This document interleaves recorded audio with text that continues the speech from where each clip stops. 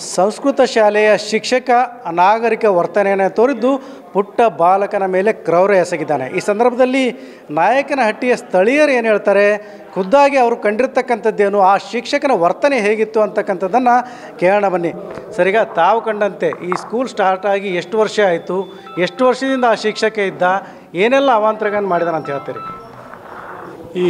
ಈ ದೇವಸ್ಥಾನದ ಮಾಜಿ ಅಧ್ಯಕ್ಷರು ನಾನು, ಪ್ರಭುಸ್ವಾಮಿ ಅಂತ ಹೇಳ್ಬಿಟ್ಟು, ಇಲ್ಲಿ ಸಂಸ್ಕೃತ ಶಾಲೆ ಸುಮ್ಮನೆ ನಾಯಕನಹಟ್ಟಿ ದೇವಸ್ಥಾನದಲ್ಲಿ ಸುಮ್ಮನೆ ತಾತ್ಕಾಲಿಕವಾಗಿ ಇದೆ.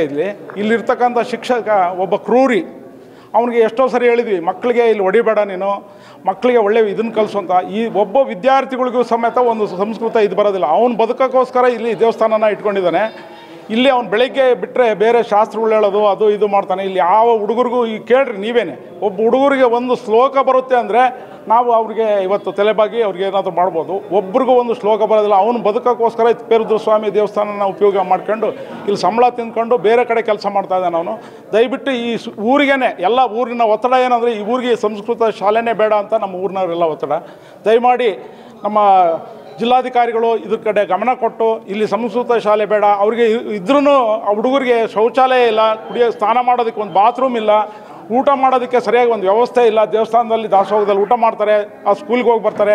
ಅವ್ರಿಗೆ ಒಂದು ಸಂಸ್ಕೃತನೂ ಅವ್ರು ಕಲಿಸ್ಕೊಡಲ್ಲ. ಈ ಊರಿಗೆ ಸಂಸ್ಕೃತ ಪಾಠ ಶಾಲೆ ಬೇಡ ಅಂತ ನಮ್ಮ ಊರಿನವರೆಲ್ಲ ಒಕ್ಕೂರಿನ ಒಂದು ಧ್ವನಿ ಸರ್. ಇಲ್ಲ, ಈಗ ಆಗಿರ್ತಕ್ಕಂಥದ್ದೇನು, ಆ ಮಗುವಿನ ಮೇಲೆ ಯಾಕೆ ಈ ರೀತಿ ಕ್ರೌರ್ಯ ಮಾಡಿದ ಅಂತ? ಯಾಕಂದ್ರೆ ಸಂಸ್ಕೃತ ಹೇಳ್ತಕ್ಕಂಥ ಮೇಷ್ಟ್ರಿ ಇತ್ತು, ಅವ್ನು ಸಂಸ್ಕೃತ ಅವನಿಗೆ ಬರೋದಿಲ್ಲ. ಅವನೇ ಮಕ್ಕಳ ಹೆಂಡ್ರನ್ನ ಬಿಟ್ಟು ಅವನು ಇಲ್ಲಿ ಸಂಸ್ಕೃತ ಹೇಳ್ಕೊಡ್ತಾ ಇದ್ದಾನೆ. ಅವನಿಗೆ ಮಕ್ಕಳು ಸ್ವಂತ ಮಕ್ಕಳೇ ಬೇರೆ ಕಡೆ ಬಿಟ್ಟು ಡೈವರ್ಸ್ ತೊಗೊಂಡು ಬಂದು ಇಲ್ಲಿ ಅವನು ಬೇರೆ ಮಕ್ಕಳಿಗೆ ಏನು ಕಲಿಸ್ತಾನೆ ಸರ್ ಅವನು ಇಲ್ಲಿ ಸಂಸ್ಕೃತನ?